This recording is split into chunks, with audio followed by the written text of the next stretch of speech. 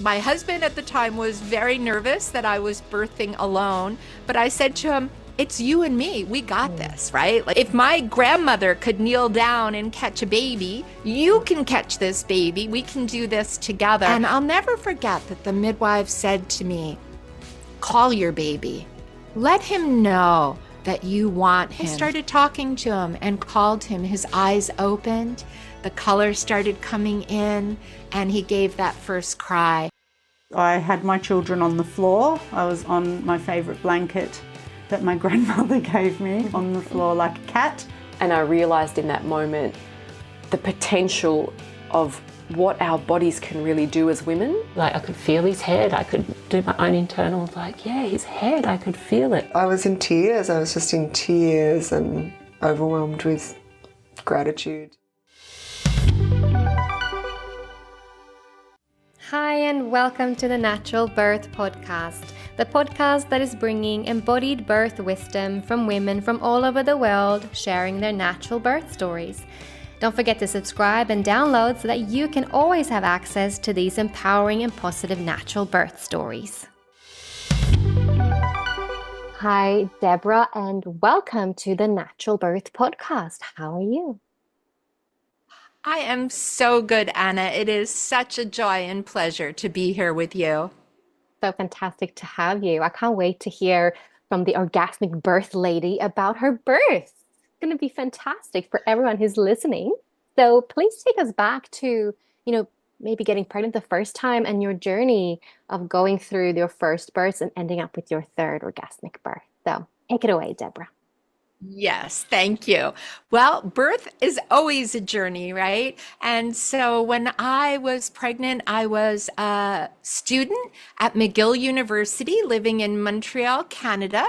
And I'm a Jersey girl. I'm talking to you today from New Jersey. So I was away at university, met my husband, and ended up shortly after getting married, pregnant just as I was graduating college. And it was really interesting because as a little girl growing up, I had been really blessed with living not only with my parents, but really close to my mother's mother and my mother's grandmother. So my grandmother and great grandmother. Wow. And I loved as a little girl to listen to birth stories. So having stories about birth was something I grew up with. And, being a little girl and my great grandmother at the time being in her late 80s, she actually gave birth to 8 children at home in both New York City and then in northern New Jersey near where I live now. And that's what you did because she gave birth before hospital birth had really come in. And I loved her story. She talked about walking and moving. She talked about challenge and intensity, but she talked about great joy. And she would even reenact her birth stories going over to the kitchen sink and leaning over and tipping her head back and imagining she was pushing a baby out and letting me know that the midwife would catch, kneeling behind her. And some babies came before midwife, and my grandmother, the oldest daughter, would just kneel down and catch the baby and hand it to her. And when you're a little girl, you don't envision that person. Like I didn't envision her as a 20-year-old woman giving birth. I just saw this like late 80-year-old waddling over and leaning over the kitchen sink. So I had these images and stories. Even my grandmother gave birth at a birth home, which they didn't call them that at the time. But during World War II, we had lost a lot of our midwives due to racism. Many of our midwives were our Black, brown midwives. And the rise of the medical institution either outlawed or made them illegal, really not legal. And we started turning birth over to medicine, often white men. And so my grandmother had a home birth, not at her home, but at the home of the male physician in the community. And they actually didn't call it a birth home, right? But it was this place. But already I could hear in her story that she lost some autonomy. She was required to listen to the doctor, where my great grandmother listened to her body and stayed upright and moved and ate and drank and did all her things. So my grandmother still had a natural birth, but I could tell that some of the power was taken away from her. Even as a little girl, I heard the story changes. And then I would say to my mother, where was I born? And I was the first baby in the entire family born in the hospital. And it was at a time where, hospitals really took control. And my mother was going to be told to be in bed, not moving around like everyone else had done.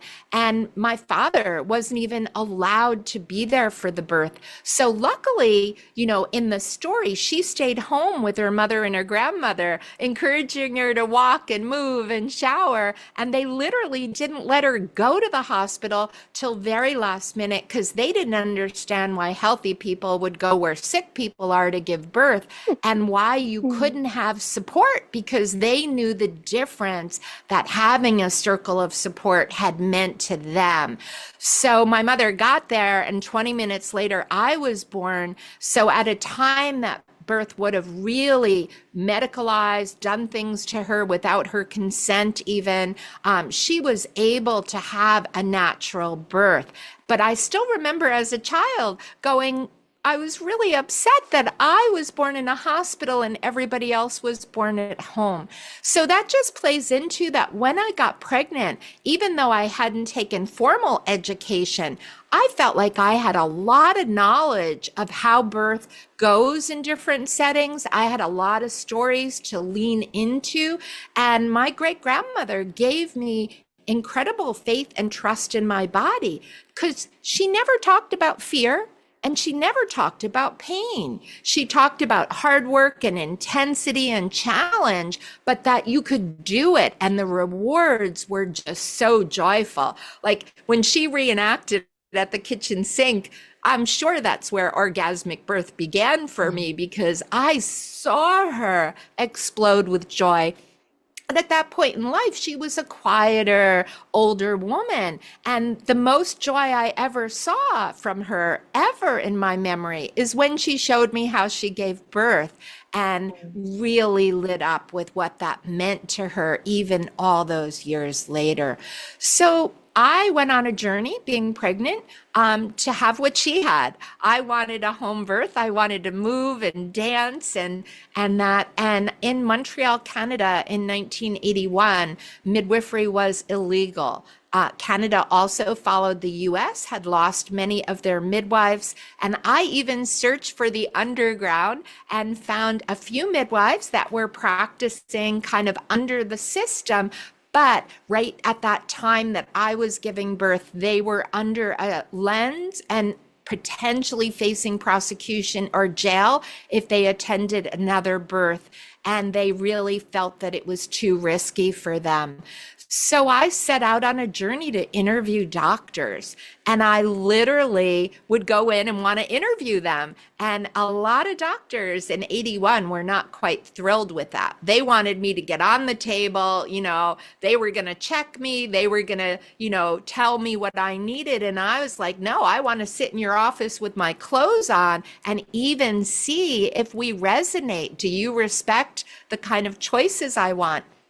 So needless to say, I walked out of a lot of offices and really was quite pregnant about 6 months and didn't have a caregiver I felt that really would hear me and that I could respect, but it was mutual. They could respect me and I could have choices and options. I kind of figured they were like lifeguards. Like if I could do this, they would be there to support me. And if I needed additional support, I wanted someone that I really trusted that would use care appropriately for me or my baby. And I couldn't find anyone that really did that at that time. They would say things like, "Hi, honey, we'll take care of you." And I was like, I'm not honey. And I don't want you to take care of me, you know? I want you to really honor me and respect me and my choices. And so, not finding a caregiver I felt good with, I had this aha moment being a student at the end of my studies at McGill University that there was a medical school. And what if I went and found a student, either a last year med student or ideally an, intern that hadn't seen a birth yet and hadn't been indoctrinated into what I called a dysfunctional model. So I went at lunchtime, went into the cafeteria and yelled out, "Is there anybody here who hasn't seen a birth yet?" And I caught a lot of people laughing at me going, "I think you mean you want someone who's, really caught babies before." And I was like, no, because all of you are seeing a model that's not working. At that time, all women were put in bed. IVs were mandatory. Episiotomy was done to every woman without consent. It was just what you got for a first-time mother. And I thought, no one in my family's been cut. Why would I need to be cut for a natural bodily function of giving birth? So this young intern came up and said, "Well, I haven't seen a birth." And I was like, "You're perfect." And he said, "Well, I think they're right. You want someone who has." And I'm like, no, no, no. Let's really work together. He had to get permission from his preceptor, which he got. And so just to summarize kind of quickly, in that he really listened, and I shared the stories of my family. He shared what was protocol and how I could either consent or refuse, which I refused to a lot of it. And I was able to have a positive birth in the hospital with his support. It wasn't always easy because when I first got there, he was across town in another hospital in the OR, and the staff said, "We don't care what you agreed to. He's not going to make it. We need to literally plug you in with the IV and all of that." So I did all I could think of. I locked myself in the bathroom, and in the toilet, I had a sink that I could lean over. And even though my great-grandmother had passed and my mother and my grandmother were 300 miles away, I envisioned them with me of this circle of women, and I felt safer in a bathroom than out there getting plugged into a system. So luckily they told him that, and when you're in labor and it's good hard labor, time doesn't have a meaning, right? We're in that, that liminal space. So I'm not sure to this day about how long it was, but quite some time. They were banging on the door threatening to call psychiatric because they thought I would put my baby at risk by not having medical care. And I said, I feel safer in here, and I'm only coming out of here under two conditions, either with my baby in my arms or when my doctor arrives. And luckily, there was a knock at some point on the door, and he said, "Debra, how did I know when they told me there's a crazy woman locked in the bathroom in L&D that it would be you?" And I opened the door and just kind of fell into his arms because it really meant so much that he actually got someone else to take over the surgery so he could get to me as quick as possible. And he honored my choices. I had an upright birth, and it was really a joyful birth. But it's hard when you're having to really advocate when he wasn't there for myself.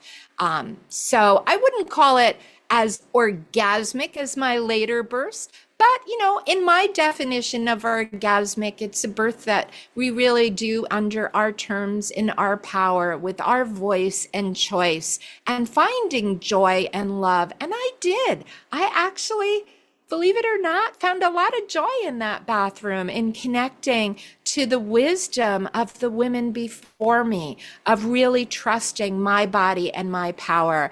And then when I had the support of someone who believed in me and supported my choice, that was all meant so much to me.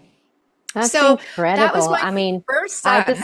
I just find it so incredible how powerful you were in your convictions and how you stood your ground and you found this one unicorn doctor, and how you shut yourself in the bathroom in the 80s where no one did that. Like today, at least, you're starting to have a bit of more rebellious women, but like, wow, like that is cool. That's a very cool story. Oh, but you know, I often think about it. If I didn't have my great grandmother's birth stories, Yeah. I might have never gone down a different path. I might have come in and laid in that bed and turned my body and my baby over to medicine. And it's why your podcast is so valuable. Our stories are the gold, right? Yes. And every story has a lesson. That is exactly why I started this podcast for that reason, because we don't have this, right? We don't have these stories because for one, two, or three generations, it's been pathologized and medicalized and taken away from women, really. And so we need these stories of women who are like you and who have gone through a natural birth, wherever she's done that, hospital, birth center, home, free birth, and just to feed our subconscious mind with what you got as a small little girl. Like, what a gift you got there. Yeah. Yeah, it was such a gift to have those stories. So now baby number 2 is coming a couple years later, and we moved back to New Jersey. So I'm with my family, and that felt really good to have their support. And I didn't find a local midwife. Now, in hindsight, there were a couple, but I wasn't finding and connecting to them because even in the 80s, it wasn't as easy to find midwives always around. So I thought I found the next best thing, which was a female OB who during prenatals really gave me the feeling that my voice, my choice mattered, that, she would be there, that I could have the birth that I wanted. Well, that didn't really pan out. And I learned a lot. And sadly, I'm a doula for many years now. So I attend, many, many births. And I see too often where people give what we call lip service. Like she nodded at me, yes, yes, yes. But I didn't ask the questions either about how many other births were like this that she did in the last 6 months. How often did she see people laboring upright and birthing upright? So I assumed because she yesed me that was part of her practice. No, I was the unicorn now. Her practice was people laying in bed, having epidurals, at that time in the 80s, the cesarean birth rate still was much, much lower than it is today. But I've learned you've got to ask a lot of questions to really find out that your caregivers are aligned with you. So the other thing I didn't realize, because my doctor in Canada, once he came, really stayed with me. In some ways, he was a midwife in disguise and like a doula, really there to support me. And my OB wasn't showing up until I was fully dilated. And again, I didn't realize that all this yesing me, that I'll be there and you can do what you want, really meant I'm not going to be there. I'm going to just, have calls with the nurse. So I found it really frustrating. I was like, where is my doctor? Like, we agreed to these things. Why are you telling me you want an IV in and all of this? So I started to have to kind of fight again. And she did come. And by the time she arrived, knowing my body, already having birthed 2, I felt I was getting very close to pushing. Like I could feel like I was in the intensity of transition.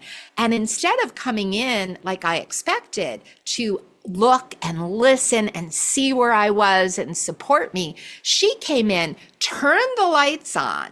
When you're in the middle of really this deep journey inward in transition, many people, and I get the blessing of working in Bali every year with midwife Robin Lim, and they talk about how women leave their body to bring their baby's spirit earthside. And there's this cultural and religious belief that you would never disturb a woman in the act of sacred work of birthing her babe and calling in her baby's spirit. But this doctor just came in like, lights on, I'm here, take charge, and totally my labor stopped. She was so disruptive that my body shut down. And although the nurse had checked me not long ago and said I was about 8 centimeters, she said she wanted to check me, and knowing now I should have never consented, but I figured, okay, I'm almost there. She'll see it and she'll support me. I laid down and she checked me and she said, "You're only 3." And she kind of started yelling at the nurse, said, "How could you be so off and have called me? There's this fighting going on." She says to the nurse, "You can't work with my patients anymore." So the nurse, who had been super supportive, she made not work with me. And I was saying, I want that nurse, because she had been supportive. So she went out of the room. I said to my husband, "Turn the light off." And with everyone out of the room while they were figuring out the commotion, I gave birth. That I really was almost in transition. The minute they went out and I knew that they were going to be a while out there, my labor really picked up, and it was just a couple pushes and the baby was out. And then I said to my husband, "Go yell and let them know the baby's here." So that birth was not pleasurable, right? That birth brought up a lot of anger in me that I trusted someone that really broke my trust in the most important moment of birth. And that led me to want to really help become a childbirth educator and educate women that what we see on the surface may or may not be true in the moments of birth, and that we need to have the knowledge, the education, and the stories to really navigate the system. So for my third birth, I made sure I found a good midwife. We had one of the first birth centers by that point in New Jersey. I felt really good with the birthing team. And my third birth was a birth that I can truly say was orgasmic. But that second birth was really, really disappointing. I even fired her. She wanted to check me postpartum and I wouldn't let her in my room. I can't believe how off she was too. Like, how could she even think that you were 3 centimeters at that time and then you just push out a baby? That's crazy to me. And unfortunately not surprising. I mean, you think it's better now, but it's really not. And you have to be so vigilant with choosing the right birth support. And to find that within a hospital today, I think is extremely, extremely, extremely rare, to be honest. It's so hard, right? And I mean, I was surprised at the time that I was so close and my body shut down. But I think all of us that have vaginas know this, that if we don't feel safe and we don't feel private, right, and unobserved, our bodies can shut down and say, no way, right? And when we're in the right environment, right, our vaginas respond when we feel respected and honored and safe and private and open. So incredible that my body just, she was so abrupt. My body responded and said, no, not with her. Yeah, not. Yeah, absolutely. Cervixes do open and shut for sure. It's not linear like that. And I've had that experience working as a midwife, how some women will go to 7-8 centimeters and then either from external or internal panic or fear and the rising of adrenaline can close up to 5, 4. So yeah, absolutely that can happen. Yeah. Yeah, it was a hard one, but a lot of lessons. And truly, I, felt my husband at the time was very nervous that I was birthing alone, but I said to him, it's you and me. We got this, right? Like, we got this. If my grandmother could kneel down and catch a baby, you can catch this baby. We can do this together. So in some ways, that moment I treasure. I treasure that I was able to get everyone out of the room and have the birth that I wanted, so that I had my hands first on my son and not a system that at that point I didn't feel respected by. Absolutely. That's empowering. That's empowering, you taking control and doing that. I mean, just like your first, just shutting yourself in the bathroom. I love your fire and your passion and your determination to do things your way. I love that. So now with your third birth, I would love to hear a little bit more in detail, like your full journey of like, did you have any early signs of labor approaching in your whole journey through the labor and birth Yeah. process? Thank you. And for the third one, now I have two little ones at home. Everyone with children that's pregnant with baby 2, 3 or more knows this feeling. I was like starting into labor for a couple days and then I felt like it would stop. And I didn't have that with the other two. I really felt that my third labor had this like start and stop, start and stop. And I felt it was a bit the other children and what I needed to do. And I couldn't get out of my head for a while. And so, we can't birth from our head. We have to birth from our bodies. So when my head was engaged, my body just kept stopping. And it finally reached a point where I felt like I had the children settled. My sister arrived. I had good support.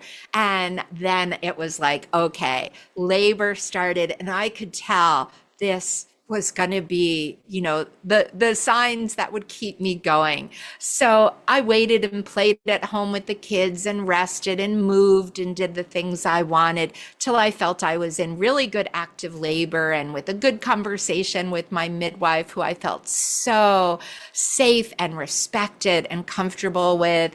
We made the decision to head to the birth center, and getting there just felt so good. It was like a home, not my home, but very home-like, with people that just welcomed me with big arms and hugs and love, so that I could do whatever I needed to do.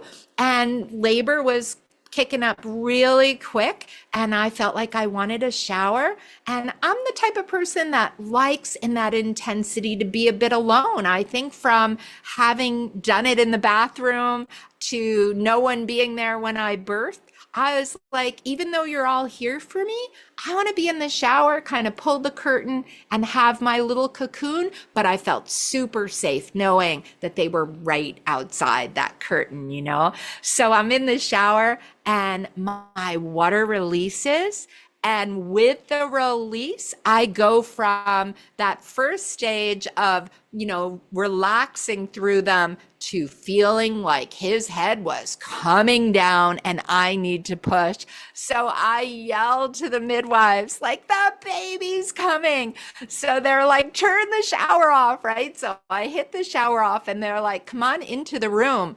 Well, at that point, his head comes down and is really right on the perineum. And I'm like, I got ahead because I'm reaching down to feel, right? And it's such an amazing feeling to feel your body working, your baby's last kicks and wiggles, that bit of a head right there starting to crown. And I'm like holding the head and feeling it all. And they're like, Debra, just take a few steps. And I'm like, it's so hard to walk with a head here. So they're trying to help me out of the shower, and I only get like a few steps out. There's no way I'm making it too far, and his head is crowning.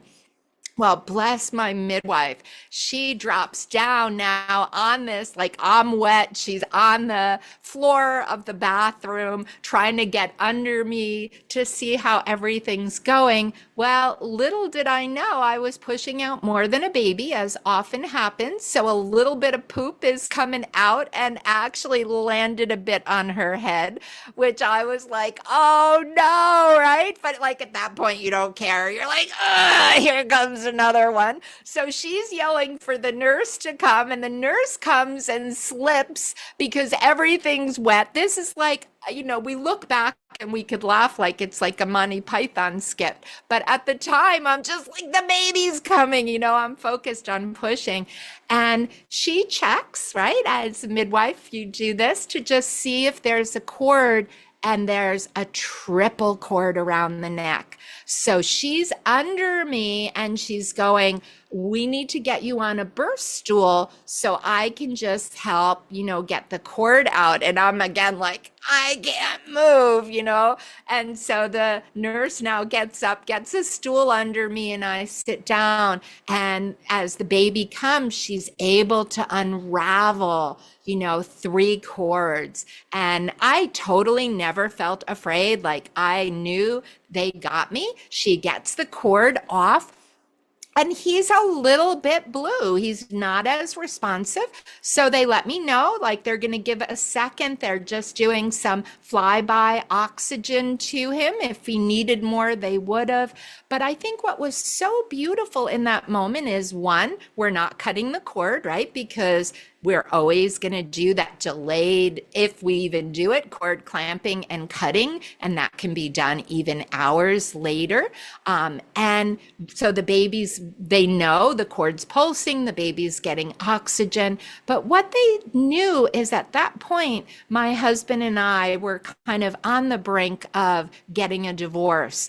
And they knew that I was going through a lot of emotional challenges and I'll never forget that the midwife said to me, call your baby. Let him know that you want him. He's in between worlds here, and you need to really let him know that he's wanted. And even saying that, like I have tears and kind of tingling in my body, because I thought, if I had been in a hospital this time and people didn't know me, the midwives had long visits with me. They didn't just check my physical well-being, they checked my emotional well-being. They knew my stories. They listened to my great-grandmother's birth stories.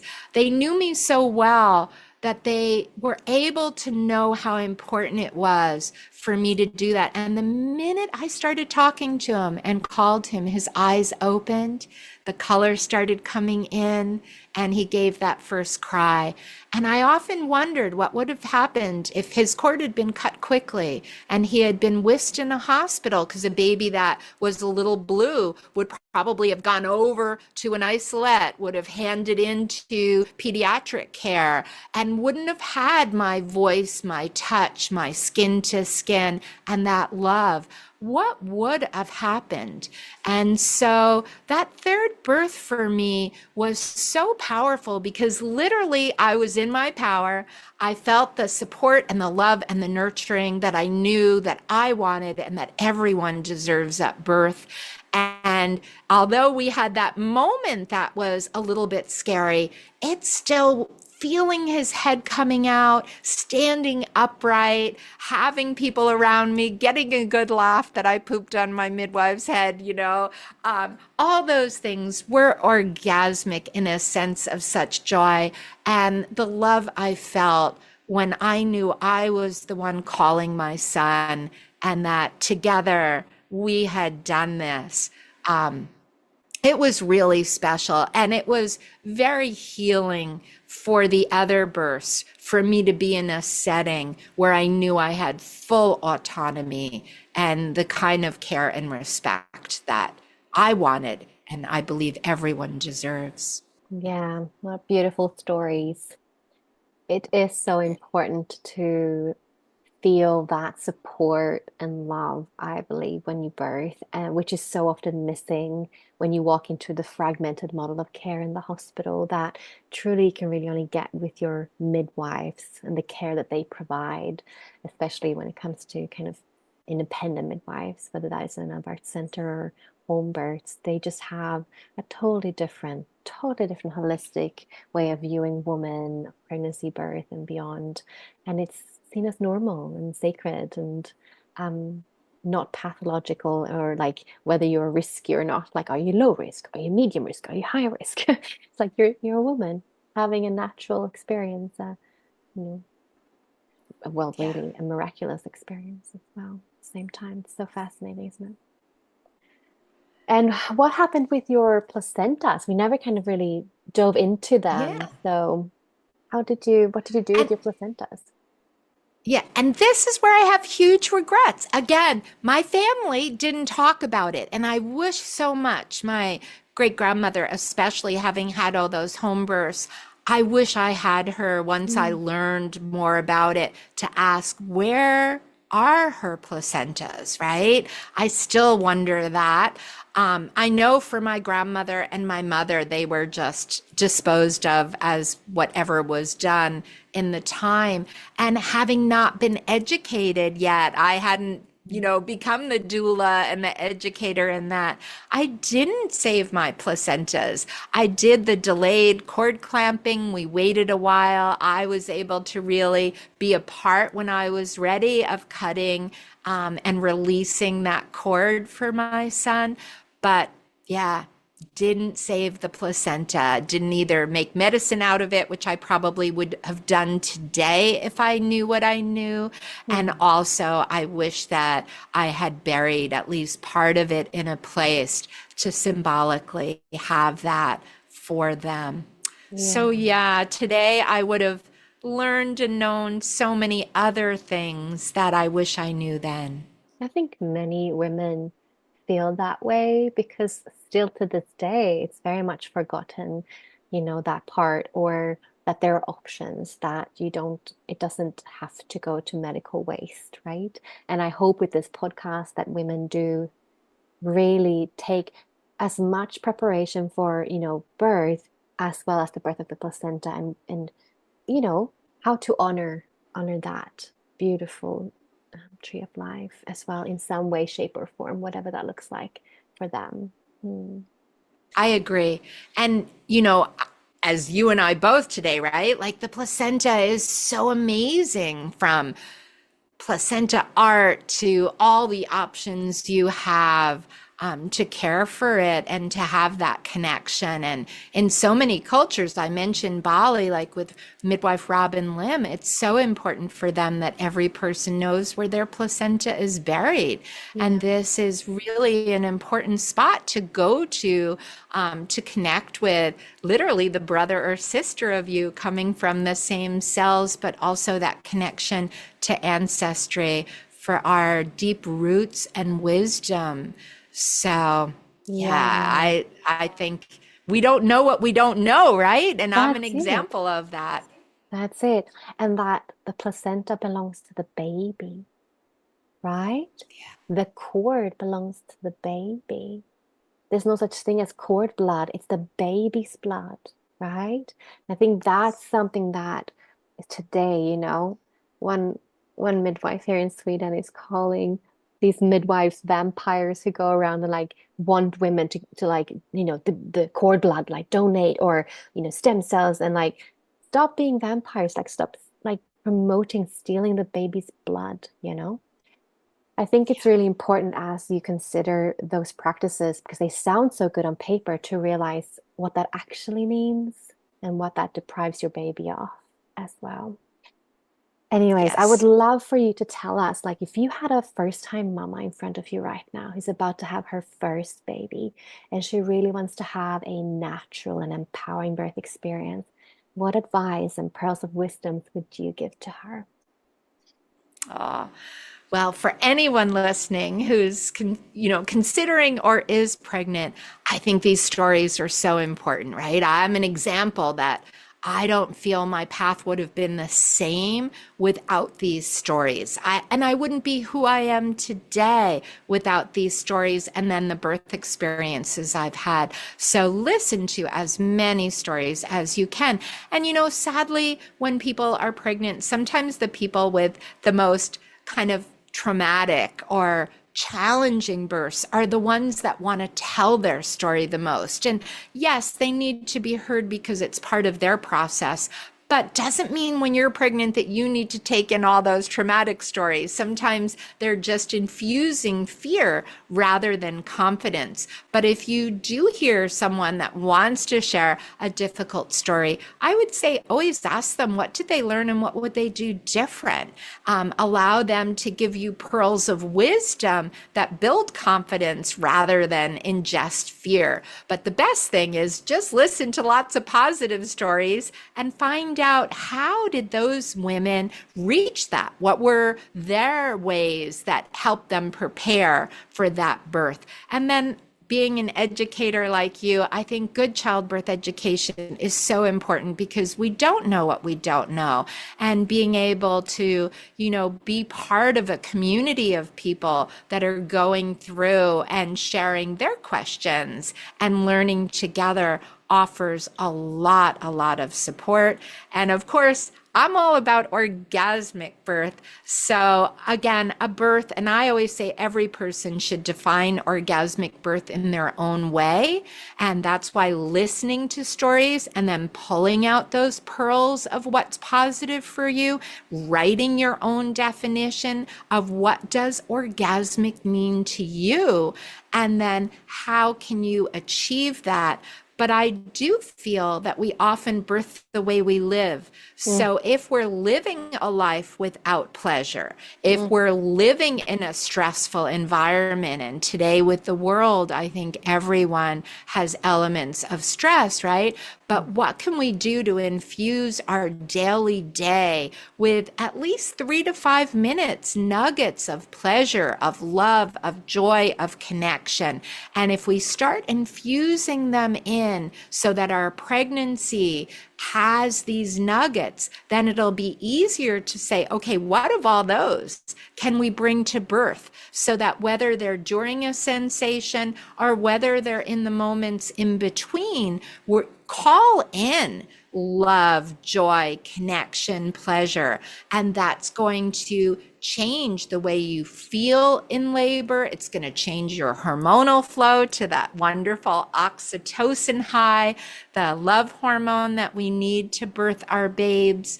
But I feel that there's so much missing sometimes when we end up in a culture that's just focused on fear and pain, and it just sets you up for fear and pain. So address what those fears are, address how you can find comfort rather than pain, and really prepare for birth in a way that supports you and that you have. And my last nugget is, and you said it before, make sure you have the birth team, as you heard in my story.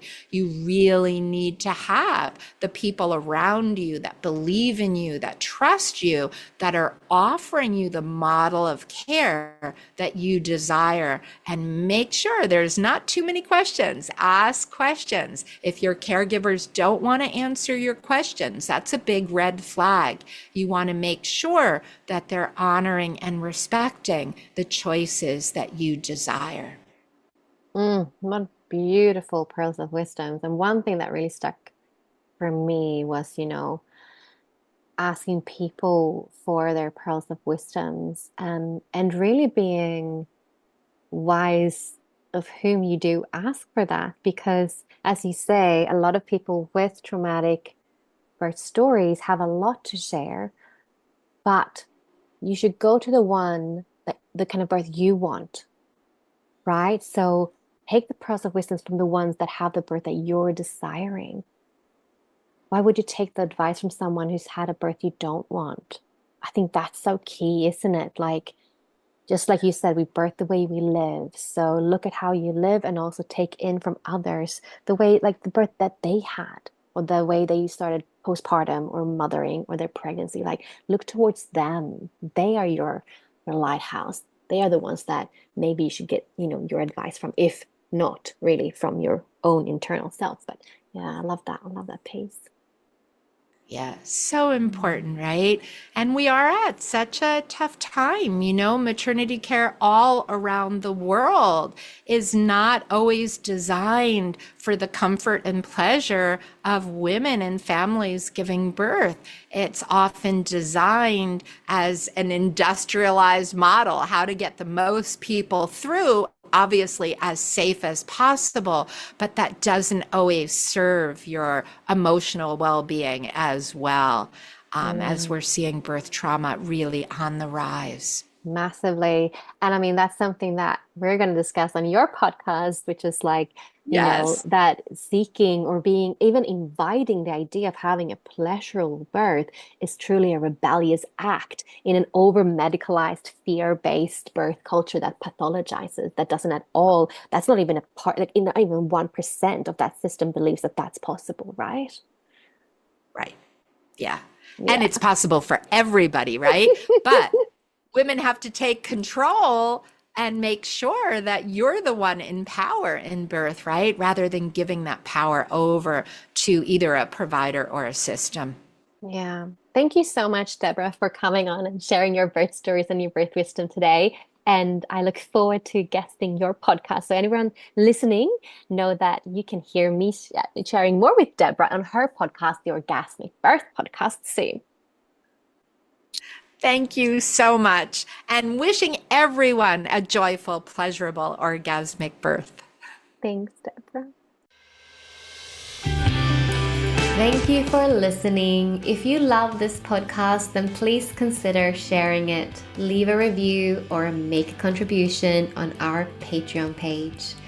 And if you want to connect on social media, then find the podcast on Instagram as The Natural Birth Podcast. Thank you for listening.